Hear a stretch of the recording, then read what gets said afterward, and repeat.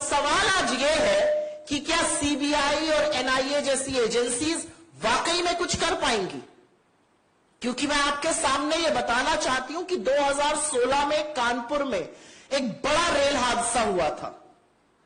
इसको भी आतंकी साजिश बताया गया था। एनआईए को केस सौंपा गया। रेल मंत्रालय ने चिट्ठी लिखी होम मिनिस्ट्री को, एनआईए को केस सौंपा गया। कानपुर के रेल हादसे की बात कर रही हूं, 152 लोगों की मौत हुई थी। 2017 में कुनेरू आंध्र प्रदेश में रेल डिरेलमेंट हुआ, बड़ा हादसा हुआ, 40 लोगों की मौत हुई। तुरंत बजाय जिम्मेदारी तय करने के, जवाबदेही तय करने के, जांच एनआईए को, नेशनल इन्वेस्टिगेटिव एजेंसी को सौंप दी गई। 7 साल हो गए हादसे के और आज एनआईए एक तय हो कि यह साजिश थी और सरकार की और सिस्टम की विफलता के कारण यह एक्सीडेंट नहीं हुए थे। 7 साल बाद भी चार्जशीट दायर नहीं हुई है। मतलब करीब करीब 200 लोगों की मौत रेलवे ट्रैक पर डिरेलमेंट से हो गई। उसका जिम्मेदार कौन है यह नहीं पता है। अपने ऊपर से ध्यान हट जाए, अपने ऊपर से ध्यान निकल जाए, कोई जवाबदेही ना हो, इसके लिए एनआईए को जांच सौंप दो। आज सीबीआई के साथ यह किया गया है। असलियत यह है कि सिस्टम की विफलता, सिग्नल सिस्टम की विफलता, इंटरलॉकिंग क्या दिक्कतें, जो ट्रैक का रखरखाव नहीं हो रहा, उसकी दिक्कतों के चलते यह हो रहा है। लेकिन सीबीआई और एनआईए जैसी उत्कृष्ट एजेंसीज, जो एक्चुअली इंटरपोल की नोडल एजेंसीज यहां पर हैं, जिनका काम है बड़े बड़े अपराधों की तफ्तीश करना, उनको इसमें शामिल करके अपने ऊपर से ध्यान भटकाया जाता है। यह पूरी तरह से साफ है कि कमिश्नर ऑफ रेलवे सेफ्टी इसकी जांच कर सकता है, सीआरएस, उनके पास टेक्निकल एक्सपर्टीज है इसकी जांच करने के लिए। क्यों नहीं उनसे जांच कराई जा रही है? क्यों सीआरएस को सिर्फ अब 8 से 10% रेल हादसे के केसेस की जांच कराई जाती है? मेरे कुछ सवाल है।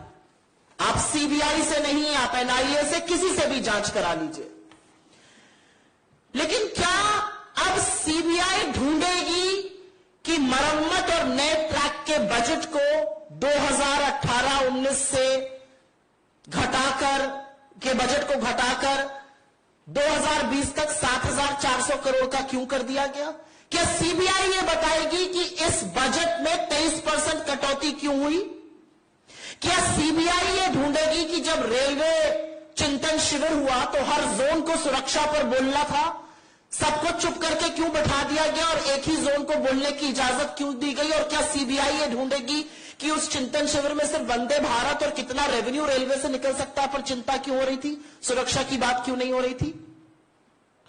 क्या सीबीआई ये ढूंढेगी कि जो CAG, controller and auditor general की लेटेस्ट रिपोर्ट है, जो बताती है कि 2017 से 2021 के बीच में 10 में से करीब 7 हादसे पटरी से उतर जाने, डिरेलमेंट के कारण हुए, वो क्यों हुए? क्या सीबीआई ये ढूंढेगी कि ईस्ट कोस्ट रेलवे में सुरक्षा के लिए रेल और वेल्ड का परीक्षण क्यों नहीं हुआ इस दौरान? 10 में से 7 हादसे डिरेलमेंट की वजह से होते हैं और ईस्ट जोन जहां बालासोर में एक्सीडेंट हुआ वहां पर इसका परीक्षण तक नहीं किया जाता है 4 सालों में। क्या सीबीआई ये ढूंढेगी? क्या सीबीआई ये ढूंढेगी कि रेल राष्ट्रीय कोष का फंडिंग 79% क्यों घटा दी गई? क्या सीबीआई ये ढूंढेगी कि 20,000 करोड़ रुपए आवंटित करना था, वो पैसा क्यों नहीं आवंटित करा गया ट्रैक की मेंटेनेंस के लिए? ये सवाल आपसे पूछ ले। क्या सीबीआई का ये काम है? क्या सीबीआई ये ढूंढेगी कि 3 लाख रिक्त पद क्यों है? क्या सीबीआई ये ढूंढेगी कि 8,000 पद जो पीएमओ और कैबिनेट कमेटी को भरे जाने थे वो क्यों नहीं भरे गए?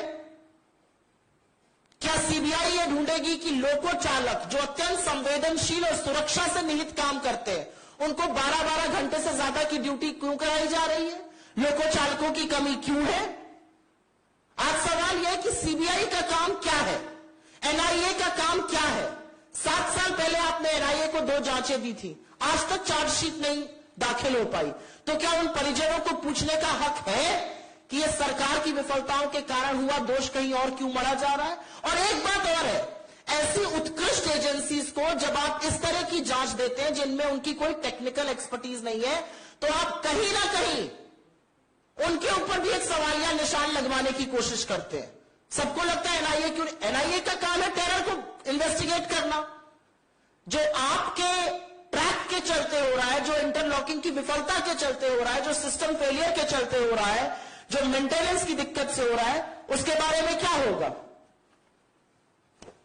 और एक बात यह सच है कि लोकतंत्र में चुनी हुई सरकार आज लगातार जवाबदेही से भाग रही है।